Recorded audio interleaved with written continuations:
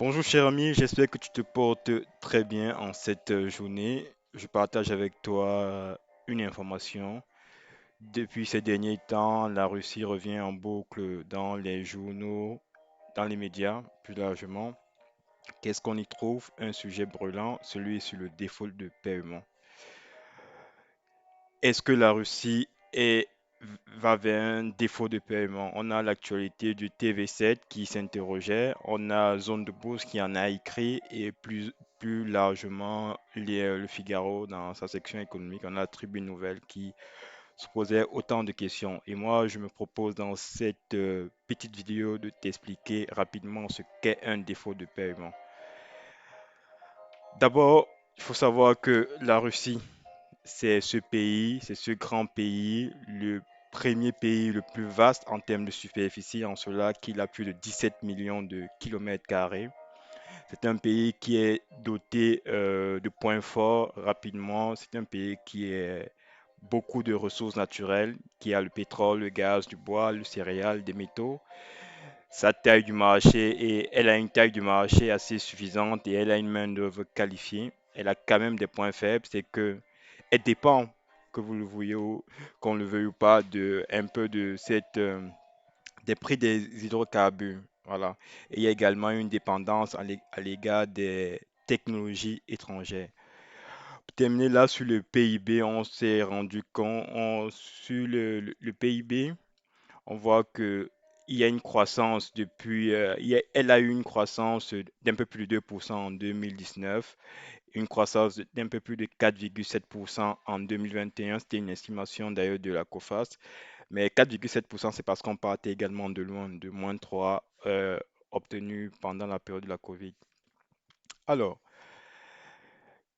l'actualité a été marquée par la notation qu'a faite Fitch et Moody's. Voilà, ils ont essayé de classer la dette russe en investissement spéculatif. Il faut comprendre sur cet article publié dans le Figaro en mars, deux points. C'est que les agences ont effectivement retrogradé la note de la Russie dans la catégorie des pays risquant de ne pas pouvoir rembourser leurs dettes. Mais on voit plus précisément également le fait que Moody's est passé la note à long terme de la Russie de B à A3 à B3. C'est tout simplement un ordre de, de, de notation. C'est une note de notation qu'il faut qu'emploie Moody's. Alors, cela dit, cette notation a donné lieu à plusieurs articles dans les médias et journaux, comme je disais. Qu'est-ce qu'un défaut de paiement? C'est ça la question. En réalité, le défaut de paiement, c'est une situation dans laquelle une entreprise, un État ou une personne, quelle qu'elle soit, se trouve dans l'incapacité de payer les intérêts ou le capital emprunté de ses créanciers. Quand je parle des créanciers, je fais effectivement allusion aux banques. Ça peut être une banque, ça peut être une institution financière, ça peut être un État. Quand c'est l'État, on dit que le défaut de paiement est qualifié, n'est-ce pas, de défaut souverain. Voilà. Il faut comprendre qu'à la différence d'une entreprise, lorsqu'un État fait faillite, il continue d'exister. Quand une entreprise fait faillite, elle est d'abord mise en liquidation. Ensuite, on voit, elle va faire la faillite et puis elle disparaît. Euh, c'est vraiment ce qu'il faut comprendre rapidement. Et le fait qu'elle continue d'exister, n'est-ce pas, elle peut également connaître un autre défaut de paiement. Et c'est ce que je t'explique rapidement dans la prochaine slide. Mais avant, je te dis déjà qui peut le reconnaître, qui peut reconnaître cette situation de défaut de paiement. Par exemple, l'État lui-même, par l'entremise de son gouvernement. Ça peut être les créanciers. Quand je parle des créanciers, c'est ceux que j'ai cités, les institutions financières, par exemple le FMI. Ça peut être des groupes privés. C'est, ça peut être également des agences de notation. Ici, je te mets rapidement les trois essentiels, ceux qui couvrent un peu plus de 80% de l'activité d'évaluation des entreprises, des États. Donc, tu as Standard Poor's, tu as Moody's, tu as Fitch Rating. Donc, mais je vais quand même dire un petit point, c'est que les agences de notation, en fait, ce sont tout simplement des organes qui sont chargés, qui vont évaluer le risque de non-remboursement de la dette d'un emprunt d'un État. Comme je disais, ça pouvait être une entreprise également. Alors, est-ce que c'est un phénomène qui est rare? Non, c'est un phénomène qui n'est pas assez rare parce que plusieurs États, au moins une fois en tous les cas, au moins une fois, les États ont été dans une situation de défaut de paiement.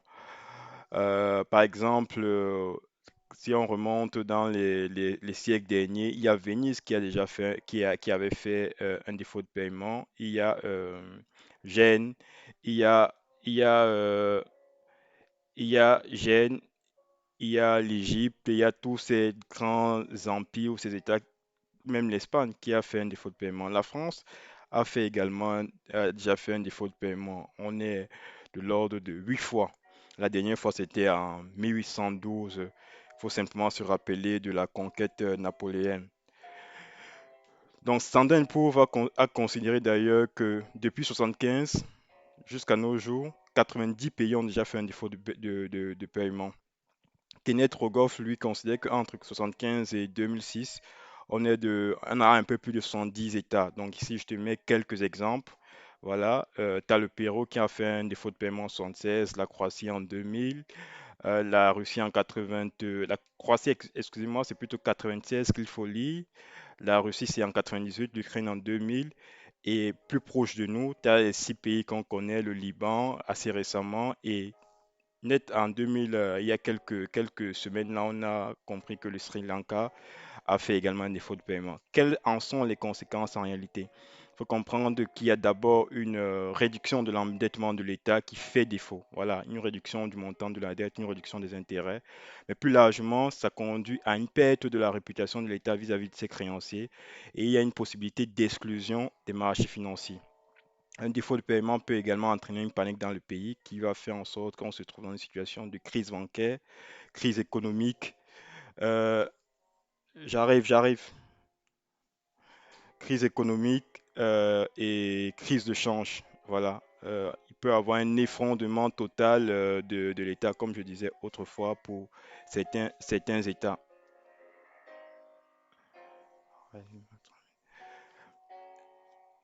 Et pour terminer, je vous remercie.